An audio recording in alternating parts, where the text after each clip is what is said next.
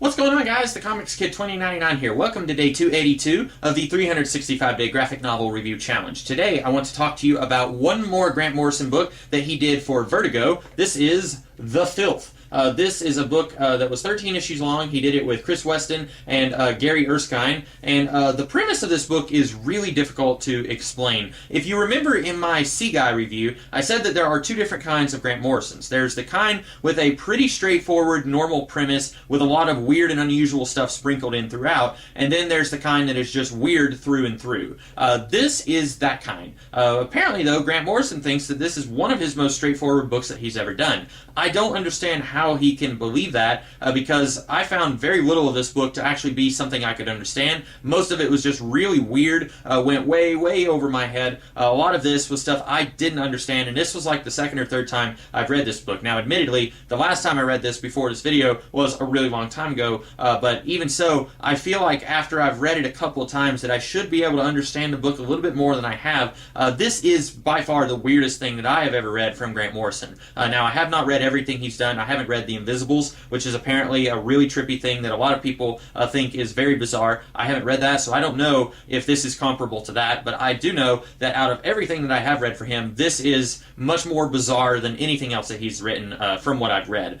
So the basic premise is you've got this guy whose name is Greg Feely, or is that his name? He finds out that his entire life is a construct. He is not who he thought he was. In that way, it kind of reminds me of Hard Boiled by Frank Miller and Jeff Darrow, where we had this guy who's going on this rampage, and then about halfway through the book, he finds out that he is not who he thought he was. The difference between that and this is that Hard Boiled is maybe 90 pages long, and so we spend a whole lot more time with this guy before we find out that things are not what they seem, whereas The Filth is 13 issues long, and it's like in the first, maybe the second issue, when we find out that Greg Feely is not who he thought he was.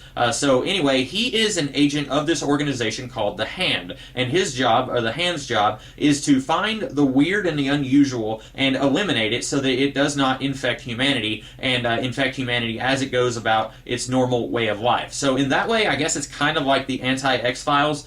You could say that there's a little bit of The Four from The Authority by Warren Ellis and John Cassaday. You could say they're kind of like The Four, except in The Authority, The Four, they are very selfish and they're not acting for the good of humankind. Whereas here, although most of the agents of The Hand are not really nice people or good people, they're not really acting selfishly. They are seemingly trying to act for the benefit of humankind. So, like I said, this book is really weird and really difficult to follow. Reading it the second or maybe third time, I think I've read it a couple times before, it was just really bizarre, and almost too much so. Sometimes I like a little bit of weird. I like a little bit of bizarre. Some of my favorite things are not normal. For example, in animation, I really like Adventure Time, and a lot of times there's really weird, unusual stuff in Adventure Time that you will not find in most other cartoons. But I feel like they're able to rein it in just enough where I'm not sitting there thinking like this is too weird and too bizarre.